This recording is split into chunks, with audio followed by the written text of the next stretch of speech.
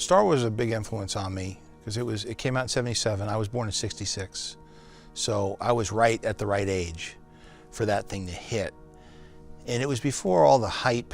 You know, it was the first to kind of the popcorn blockbusters. You had that, and then you had Spielberg's films. So you had like Jaws and that. But before then, it was still the '70s. You know, it was '70s movies. And I remember seeing, I don't even remember seeing a commercial. I remember seeing like a picture in the newspaper, like the New York Post or something, about the movie. I think Star Wars is such a part of people's lives, and it's something that they just see now on a regular basis, that when you say George Lucas and he created it, I don't think people give enough full value to what that means.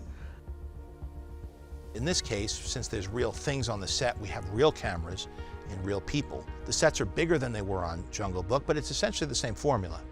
And now instead of having a green screen that you have to move around in light, which took forever, and that was really the frustration that led to these innovations, which was how could we do that without green screens next time? And so that led to, you have a green stage, you have pre-lit green areas that you could expose, and then it turned into these video walls where you could have green just behind the actor, and then interactive light, which we used on Jungle Book also for shadows and things on the characters, which we were inspired by, like Gravity, where they had all those video panels.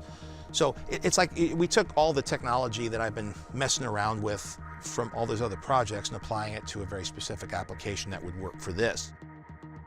There are such universal themes in the Star Wars stories, and ironically, I think people feel that it, you know, despite being fantasy, science fiction,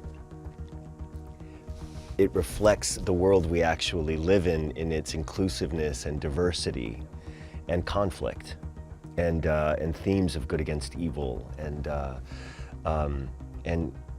so it's fascinating to experience that as a child. The show, to me, in the most basic storyline, is about a man who's been following a way of life and has that way of life sort of upended by the introduction of the baby. And it sort of changes his life, and I think he's reevaluating his priorities and what means something to him in his life in the world. As I became a bit more of a student of filmmaking, I really began to appreciate the brilliance of Star Wars and what Lucas had created. And then I, of course, started to read more and the hero's journey and all those kinds of, books, and began to really appreciate Joe Campbell and what he was saying and understand a lot more. Then, for me, it became, wow,